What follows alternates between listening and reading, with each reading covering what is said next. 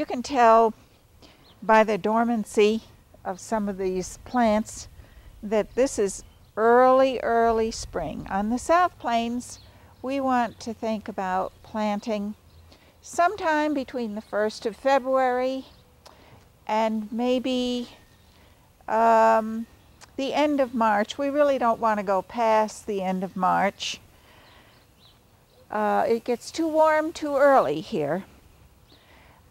And this whole area, much to my delight, is going to be all roses. Now you can see where the stakes are.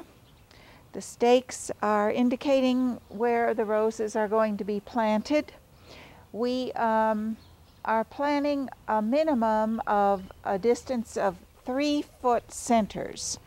The center of one plant is 3 feet from the center of the next plant. If we are planting a rose that is perhaps a shrub roses tend to spread more than the hybrid teas and the floribundas.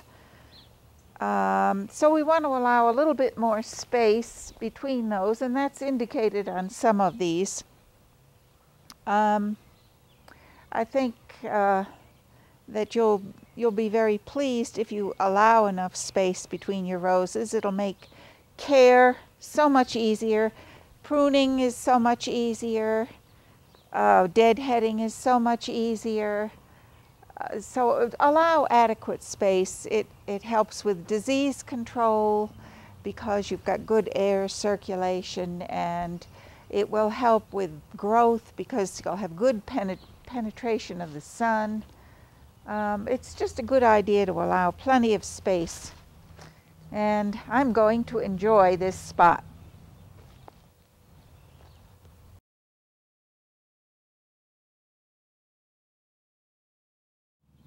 There are roses available, often found in department stores, such as Walmart, Kmart, etc. They're packaged and they have waxed canes. Now, waxed canes in the South Plains is bad news. Our sun is so intense that wax will melt and actually burn and ruin the canes. So avoid waxed cane roses. You won't have success. Find a good mail order supplier. Look at this rose. This is a really wonderful, healthy rose. The canes are big, strong, healthy, and there are so many good, strong, big, healthy canes. Look at this rose. This is a mail order rose too. I've got 2 canes and they're puny. We don't want puny canes. We want a good, healthy cane that'll give us a good start. If you buy potted roses from your local nursery, you'll need to, first of all, be sure you have planting instructions firmly in mind from the nursery and follow their instructions. One of the first things you need to remember is that a biodegradable pot is not always going to biodegrade as quickly as it ought to. So slice that pot down on 3 or 4 places all the way the length of the pot, and if possible, remove the bottom of the pot as well. If it's in a plastic container, try and remove the bottom of the container and push the plant out of the plastic container. Whatever you do, don't pull the plant out of the plastic container.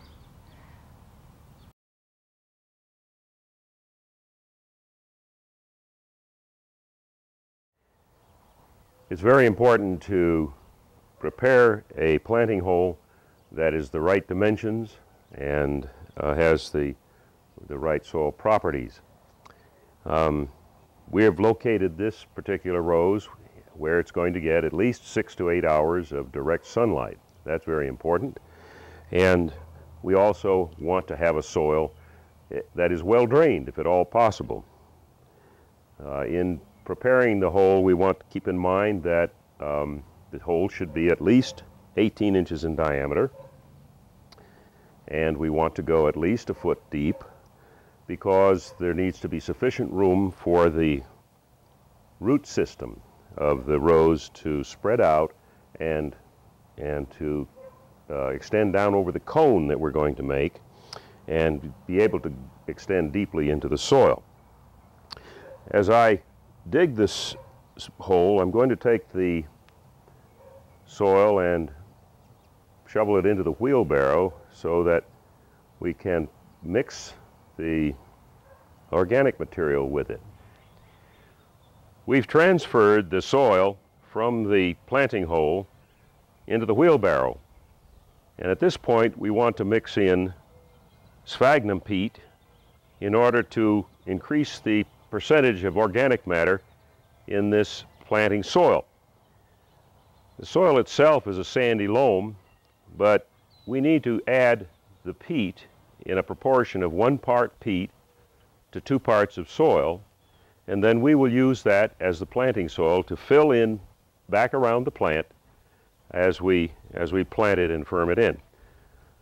Some people advocate using compost to blend into the soil, and this is perfectly all right as long as it's a well decomposed, fully composted organic material that is low in salt and of very high quality. I'll go ahead and put some of this peat in. You'll notice that the wheelbarrow is almost full anyway, so I'm going to have to do this, and you would have to do this process in several steps. We're going to blend this material in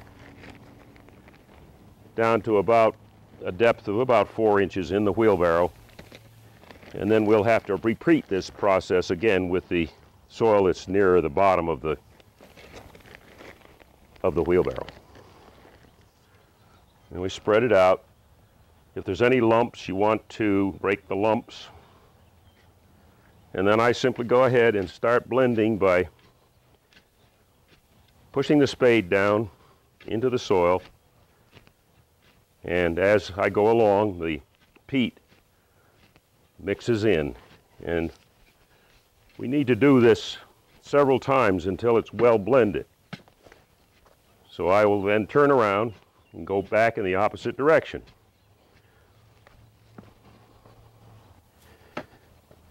And after you do this 2 or 3 times, you'll see that you've got a nice blend, even blend of peat and soil.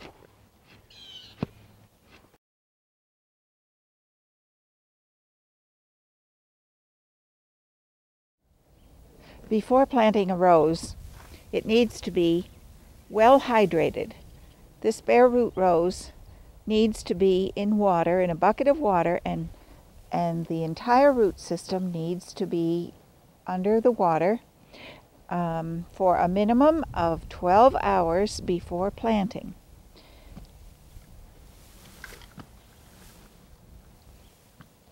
One of the things we want to do is to sterilize our clippers. This is just plain rubbing alcohol down here in this little jar. And we want to sterilize those clippers to be sure we are not transmitting any kind of disease organisms. Okay. We're going to use clippers that have a bypass blade. That way we will make a nice clean cut. This is as opposed to clippers that have an anvil type blade that comes down, the blade comes down onto a flat surface. When a blade comes down onto a flat surface, it tends to injure the tissue of the plant. And that will make the possibility of introducing disease organisms too handy. Here's the root system. This is of a bare root rose. We want to take off parts of the root that look like they might be diseased or perhaps broken, and we want to clip off just the tips of the healthy looking roots. just the tips. That will encourage these roots in the root system to branch out and produce the nice fine roots that will be the carriers of water and nutrients to the plant. Before planting a rose, make sure that you have a number 1 grade rose. A number 1 grade rose is a rose that has at least 3 good healthy canes. 1, 2, 3, right here. And we've even got a pretty good one over here. And this is a pretty good one too. So we ought to do, this rose plant ought to do pretty well.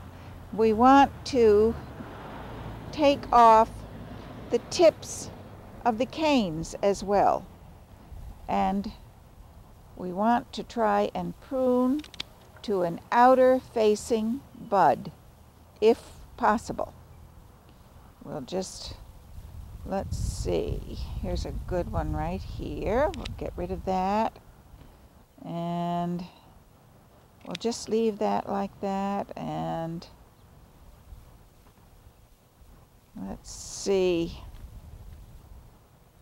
Here's a good bud here. We'll just take that off right there.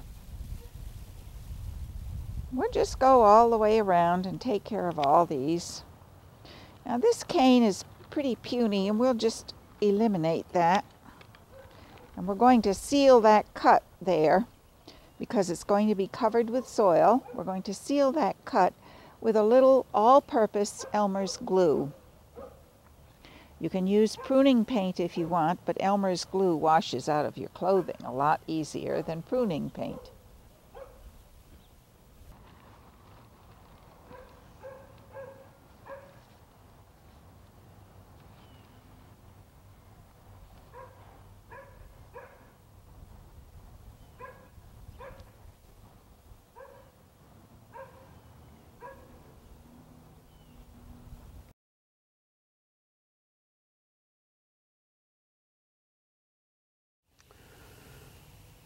We want to form a cone of soil so that we can position the plant on it so that the crown is at the peak of the pyramid of soil.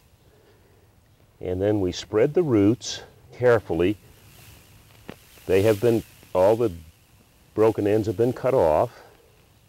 We want to spread those roots as equidistant as possible around that circumference of that cone. There. Now the next thing is to be sure that the graft is at the top of going to be at the top of the soil line.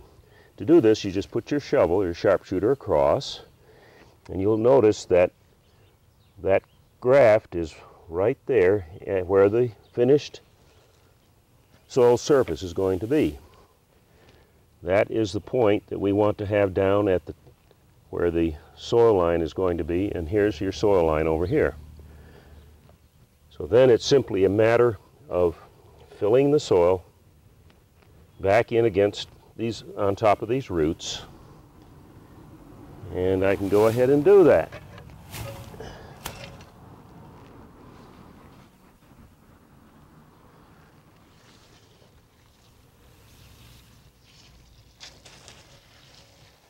And at the same time that we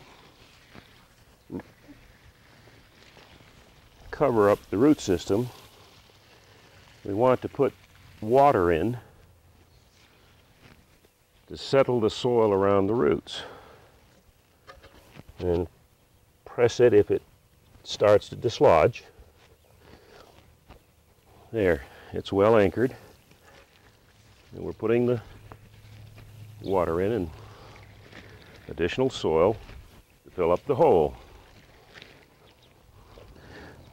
We want to use a lot of water in settling the soil around this root system of the rose, and the water should be started just as soon as you start refilling the hole over the root system to make sure that all that soil is wetted and You'll notice that I'm not packing it.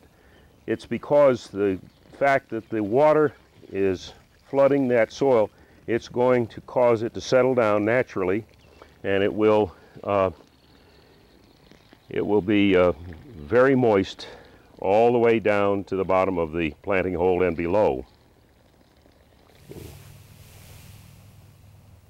This label tells us what the name of the rose, the variety of rose, but we want to remove it because if it's left in place, or if it's especially if it's a wire label, it will tend to choke and girdle the stem of the rose. So it's important to remove that, and then you have the opportunity to have a label in the form of a stake by the plant so that you keep track of its name. We want to have the soil settle, and you'll notice that the air is coming out, is bubbling out, and the soil is settling around the point where the canes come out of the graft. And it's important to wait until this all settles down before you apply any more water.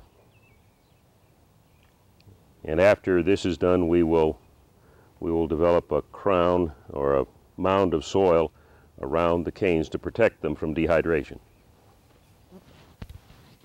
After planting, we want to mound the soil up over the canes and just firmly but gently pat the soil up around those canes. The canes are going to be protected from drying out this way. You're going to be watering this plant about every other day thoroughly, and leave the mound in place until you begin to see shoots coming out. Then it's time to remove this mound, but keep it in place until you see the shoots. Remove the mound, but remove it not with your hands. Use only the running water from a hose to wash it away gently over a period of several days. If you pull it away with your hands, you are likely to break off some of those shoots that are forming down under the soil level. Those shoots are tender and crisp, and they'll just pop right off. And oh, it would be terrible to lose a nice new shoot on a newly planted rose.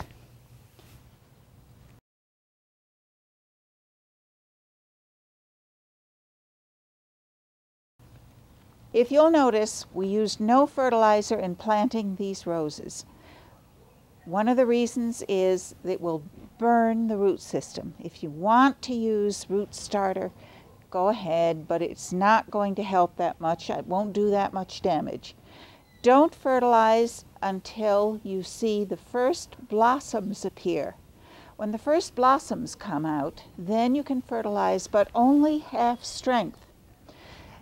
Then don't fertilize again for at least 3 to 4 more weeks, and then you can go ahead and fertilize in a regular strength.